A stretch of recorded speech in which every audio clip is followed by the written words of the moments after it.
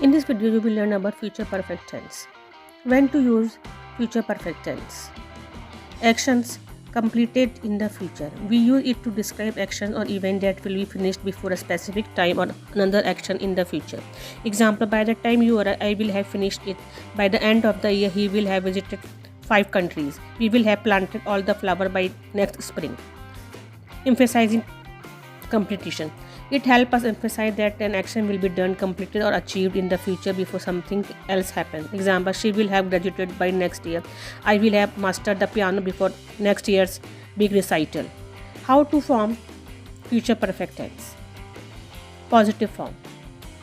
Start with the subject, add will have, and then add the past participle form of the verb. Example, he will have finished the book by Friday. We will have cleaned the house before the guest arrives. Negative form. Start, use won't have after the subject and then add the past participle form of the verb. Example, I won't have eaten dinner by the time you come. They won't have completed the project by the deadline.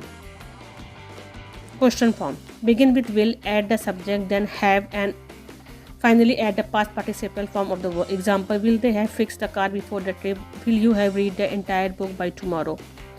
Thank you for viewing. Please like, share and subscribe my YouTube channel.